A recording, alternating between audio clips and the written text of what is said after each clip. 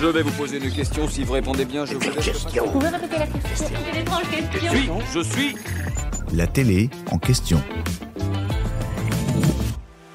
Dans les 12 coups de midi, le champion ne joue pas uniquement pour lui. En effet, si c'est bien lui qui produit tous les efforts, les gains remportés dans l'émission ne lui reviennent pas entièrement. Tout au long du programme, les candidats ont l'occasion de faire monter leur cagnotte journalière jusqu'à 30 000 €, en fonction du nombre de duels remportés. 3 paliers sont possibles, 10 000, 20 000 et 30 000 €. Pour pouvoir ajouter cette somme à sa cagnotte personnelle, il faut réussir un coup de maître, dernière étape du jeu, après avoir éliminé tous les participants. Le maître de midi en course doit répondre à 5 questions posées par Jean-Luc Reichmann. S'il y parvient, il peut proposer un nom à l'étoile mystérieuse.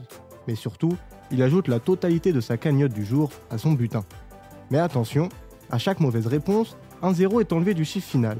Au bout de 3 échecs, il remporte 0 €. Mais comment est calculée la cagnotte commune dans les 12 coups de midi ? L'argent gagné chaque jour par le champion du jeu de TF1 doit être divisé par 2. En effet, cette somme est à partager avec un téléspectateur. L'heureux élu est tiré au sort lors de l'élimination du maître de midi en compétition. Pour faire simple, les jours où un champion remporte 30 000 €, ils sont ajoutés à une cagnotte commune qui sera divisée par 2 lors de son élimination.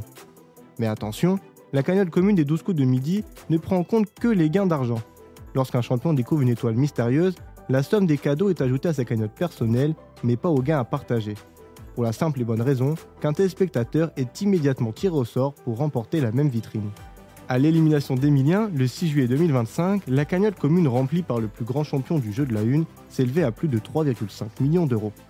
Un téléspectateur a remporté la somme de 1 757 050 € en un seul coup de fil. Il vaut donc mieux être tiré au sort à la fin du parcours d'un immense champion plutôt qu'après le passage d'un maître de midi, resté quelques jours dans l'émission. J'espère que cet épisode vous a plu.